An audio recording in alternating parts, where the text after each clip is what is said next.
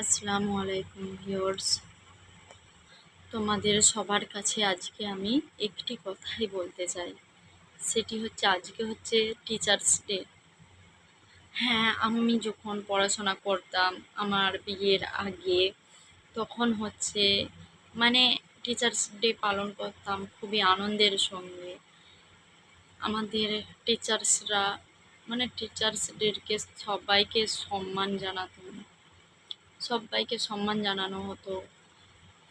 খুব ভালো লাগতো।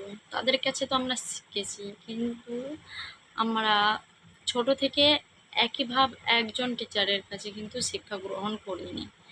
আমরা যে টিচারকে ছাড়ছি, একজন স্যারকে পরিবর্তন করে আর একজন স্যারের সঙ্গে পড়াশোনা করছি, শিখছি, তখন সেই তাকে সম্মান দিচ্ছি। কিন্তু আসলে যে আমাদের একজন শিক্ষক গোটা দুনিয়ার মানুষকে শিক্ষা দিয়েছে সবাই, গোটা দুনিয়ার মানুষকে শিক্ষা দিয়েছে সে একাই। তাকে কি আমরা কেউ সম্মান দিই? হুম, দিই না। যখন আমি পড়াশোনা করতাম তখন কিছুই জানতাম না, কিছুই বুঝতাম না, ইসলামকে ঠিকভাবে জানিই না। কষ্ট লাগে, আফসোস, ভীষণ কষ্ট লাগে। মাঝে সাঝে বুক ফাটা কান্না করতে মন যায়। আল্লাহর কাছে কান্না ছাড়া আর কিচ্ছু করতে পারি না। যে কি করেছি, কত গুনাহ করেছি, কিভাবে চলাফেরা করেছি, মাথাতেও ঢাকা থাকতো না। স্কুলে পড়েছি, কলেজে পড়েছি, কিন্তু ইসলামকে একটুকুনো বোঝার চেষ্টা করিনি। ইসলাম ধর্ম পালন করেছি ঠিক কথাই, শুধুমাত্র রোজা মাসে রোজা রাখতুম, তা আবার নামাজ না পড়ে, নামাজও পড়তাম না। তো বিয়ের পর আস্তে আস্তে আমি কি বলবো, আমার ফোন দেখে দেখে আমার নবীজিদের জীবনীর ভিডিও আসে আমার সামনে। তো ভিডিও আসতে ফোনেতে আমি দেখতে শুরু করি, আমাকে ভালো লেগে যায় এবং মনোযোগ সহকারে শুনি। খুব ভালো লাগে। আবার একটার পর একটা, আবার একটা ভিডিও দেখি, আবার একটা ভিডিও দেখি, এরকম করে ভিডিওগুলো দেখে দেখে দেখে দেখে এত ভালো লাগে যে কি বলবো, সব ইসলামের বিষয়ে অনেক কিছু হাদিস সম্পর্কে আমি জানতে পারি। তারপরে তখন আমার ভীষণ কষ্ট হয় যে আমি তো তাহলে সবই গুনাহ করেছি, কি আর নেকির কাজ করেছি? নেকির কাজ করার মতো কিছুই করিনি, কিছুই তো জানি না। আমার একটা বিষয়ে ভীষণ খুশি লাগে যে আমি এখন জানতে পেরেছি। যাই হোক, আগে জানিনি তো কি হয়েছে, এখন জানতে পারছি, এখন বুঝতে পারছি। এখন আমি নিয়মিত নামাজ, রোজা পড়ি, রোজা রাখি, কোরআনও পড়ি, কোরআন পড়তে পারি। হয়তো আমি ঠিক করেই পড়ি, কিন্তু কোথায় কি ছাড়তে হয় সেটা ঠিক করে জানি না। আমি অনেক কষ্টে একজন ভাবির কাছে শিখেছি, সে আবার ঠিক করে বাংলা সে ঠিক করে পড়তে পারে, পারে আবার পারে না। তার কাছে শিখেছি, তারপরে আমি বাংলা কোরআন শরীফ দেখে অনেকটাই নিজে কষ্ট করে শিখেছি, পুরোটাই শিখে নিয়েছি। কোরআন, নামাজ সব কিছুই শিখে নিয়েছি। আর তোমরা আমার জন্য দোয়া করো যে আমি যেন আরও বেশি করে বুঝতে পারি, ইসলামকে আরও বেশি জানতে পারি। আর আমরা তো কি বলবো, ৩ বোন, আমার বাপের আমরা ৩টে মেয়ে, ছেলে নেই। সবাই নানান রকম কথা আমার মাকেও শুনিয়েছি, আমার আব্বাকেও শুনিয়েছে। তো আমরা চেষ্টা ৩ বোনে করেছি, আমরা জোর দিয়ে পড়াশোনা করেছি। তার কারণ একটাই কারণ, যে আমরা যেন নিজের পায়ে দাঁড়াতে পারি, কিছু করতে পারি। কিন্তু আমাদের তো কোনো উপায় নেই। চাকরি বাকরি আজকাল যুগে ঘুষ ছাড়া কেউ চাকরি পায় না।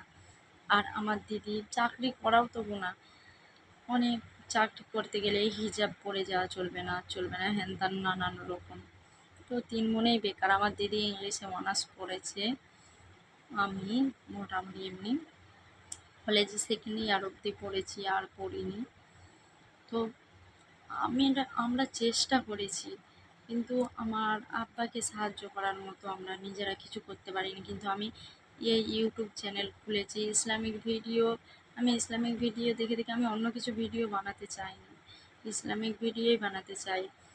আসলে নিজের আব্বার জন্য, শুধুমাত্র আব্বার জন্য। আমাদের বিয়ে হয়ে গেছে ঠিক আছে ৩ বোনে, কিন্তু স্বামীর রোজগারে কেউ যদি তার বাপ মাকে দেয়, বাপ মাকে দেখে, এটার জন্য হয়তো তাকে কথা শুনতে হতে পারে।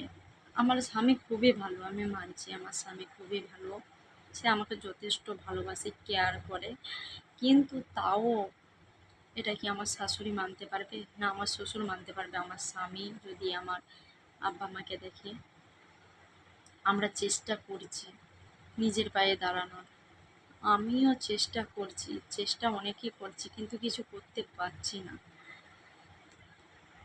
তবে আমি নিজেই চেষ্টা করছি। আর আমি নবীজির যে কোনো ভিডিও আমার সামনে আসলেই আমি দেখি। আমাকে ভীষণ ভালো লাগে। ইসলামিক ঘটনাগুলো শুনতে আমাকে এত ভালো লাগে, আমি সবসময় শুনি। সবসময় শুনি। সব নবীদের ঘটনাই আমি প্রায় শুনে নিয়েছি। ভালো লাগে আমাকে।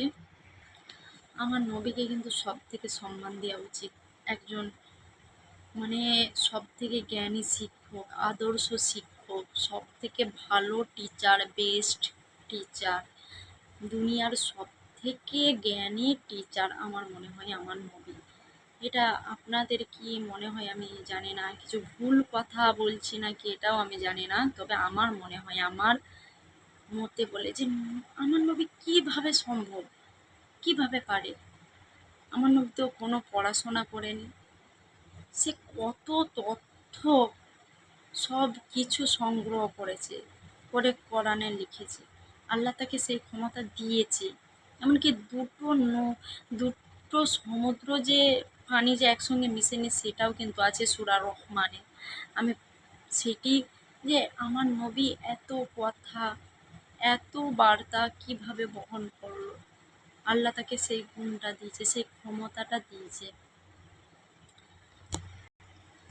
সবথেকে আদর্শ শিক্ষক, বেস্ট শিক্ষক এবং জ্ঞানী শিক্ষক আমার মনে হয় আমার নবী।